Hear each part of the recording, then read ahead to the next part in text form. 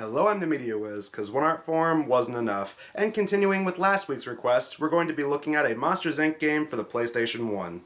Released for the PS1, PS2, and PC, the game was developed by Behavior Interactive, or Artificial Mind and Movement as they were once called, a Canadian game company that specialized in tie-in games in the early 2000s, but nowadays most may know them for Dead by Daylight. Though to me, they'll always be known as the people who made Ed, Edd and Eddy the Misadventures. The game was published in-house with Disney handling the PC version while Sony handled the console versions. And surprisingly, there's a decent number of Monsters Inc. games. There's this, there was the movie tie-in game for PS2, Game Boy Color, and Game Boy Advance, and even a sports game called Scream Arena for the GameCube. Now, unlike the Toy Story game, which was criticized for difficulty, but otherwise praised as a good game, this game was immediately met with mixed reviews upon release. Although, ask your local retro game reviewers on YouTube, they'll tell you the game was an underrated gem from the PlayStation's library. Clearly it must have done something right, since it was put onto the PlayStation Store for digital download in 2011. So let's see if the reevaluation is right on this one. This is Monsters Inc. Scream Team for the PlayStation 1.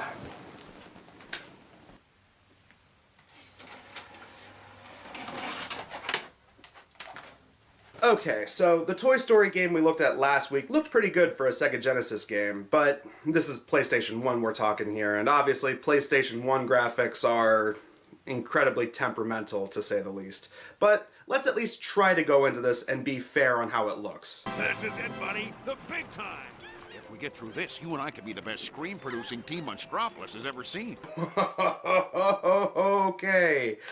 That does not look good. Yeah, drink it in, everyone. All the triangles and the low poly textures, the voice acting that could not make it any more apparent that it's clearly not John Goodman and Billy Crystal. I'm too nervous, and you building up the situation like this is not helping. Relax, Mikey.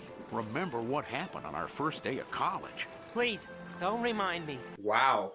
Color me impressed. They actually laid the groundwork for Monsters University 12 years before the movie came out.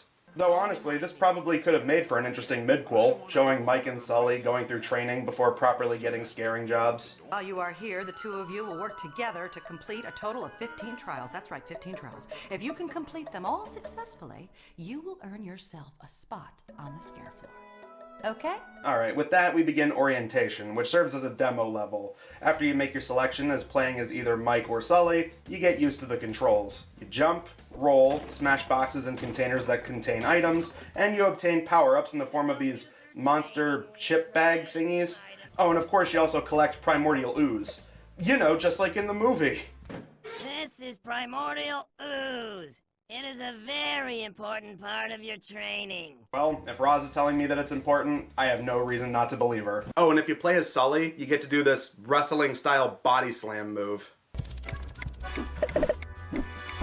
Since this is meant to train scarers at the company, the objective is to scare these robot children that look more like typical cartoon robots instead of the simulation kid from the movie.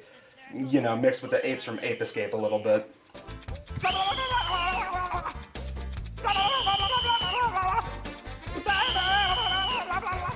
Booga, booga, booga, booga, booga, booga.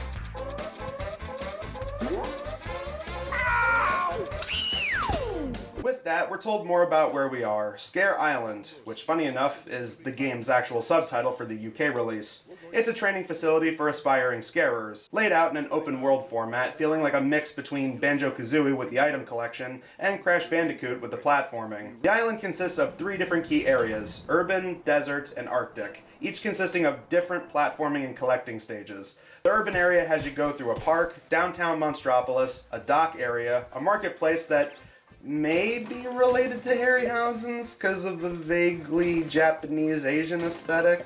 And finally, a race against Randall. This is pretty much how all 3 areas are laid out. Various open worlds, collecting items, scaring robot children, and facing off against Randall by the end.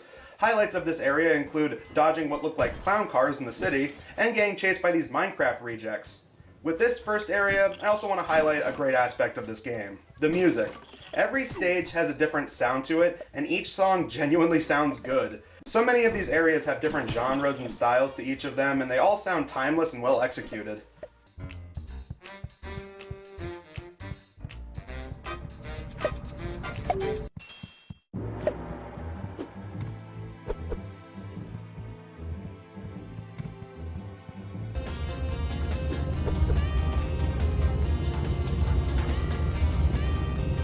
Now, as a fan of a lot of video game soundtracks, I think I found my new favorite soundtrack to listen to for the next couple of weeks. It's that good. Another thing I like here is the good world building, taking classic locations from the movie, as well as making new ones to give a sense of variety and different unique settings to explore and roam around. And each area of the game has a great level layout. Once you complete the urban area, you're rewarded with these trampolines that'll come in handy throughout the game. But now the desert area shakes things up by a lot. Sure, you still have the item collecting and the platforming, but there's plenty of different things here as well. Notably, opening a hidden passageway that you fall into that helps you traverse through a tomb, fighting off various enemies that you'd expect from an ancient Egyptian level. Aside from the robot children you have to scare, you face off against snakes and then flying saucer things and robotic scorpions with hammers on the end of their tails. After that, there's another Crash-style platforming stage where you have to travel all 4 sides of the pyramid. Then we get a palette cleanser with a puzzle minigame in this oasis, where you have to match the colors like it's a lily pad edition of Simon. With that, we end off with another race against Randall. Aside from the location, it's pretty much the same level of difficulty as the first Randall boss. Concluding with unlocking another extra ability, speed boosts. Finally, we get to the Arctic training area. You have to go down chimneys in local cabins, go uphill on a ski lift and then downhill on a snowboard, explore caverns with hot spring geysers that shoot you up to higher platforms, and run around a village of igloos. All the while, you have to collect more items and go up against piranhas that jump out of ice-cold water and rejected Mario 64 penguins. Finish things off with one more race against Randall and you've completed all 3 areas of Scream Team. Though, more than likely, they're going to tell you that you're going to have to go back and do levels so that way you can get the ultimate achievement of silver or gold and become the top scarer. Whatever, it's not really important to me. I'm just glad I was able to beat all the main levels. We are here today to congratulate James P. Sullivan and Michael Wazowski for their on-target completion of level 1 of the Academy. I am honored to present you both with these bronze medals to commemorate your achievement. Congratulations to you both.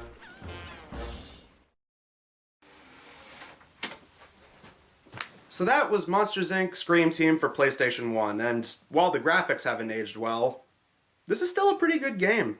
With the fun gameplay stylings of an early PlayStation collectathon platformer, the game does succeed with controls that are easy to adapt to, great level design with creative open worlds that are fun to explore, a soundtrack that I cannot recommend enough, and a pretty cute story that serves as a mid-quel or prequel to the movie.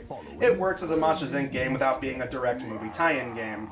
It's a simple but fun game I would recommend if you liked Monsters Inc. or want a fun throwback to these kind of old games. Now I definitely see why they put this for download in the PlayStation Store. I could totally see people being nostalgic for this one if they grew up with it. Though it does make me curious what the PlayStation 2 version of this game looked like. I mean, surely, with the graphical update and the hardware alone, you think it would look better than this one did, right? I'm too nervous, and you building up the situation like this is not helping. Relax, Mikey.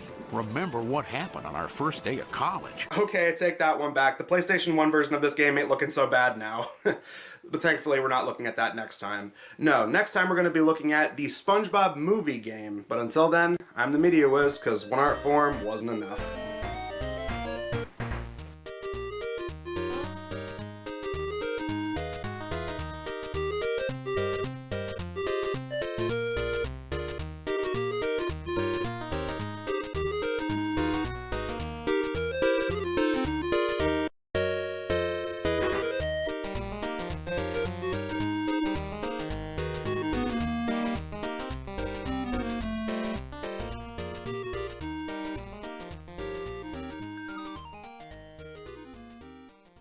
Not bad for a guy with one eye.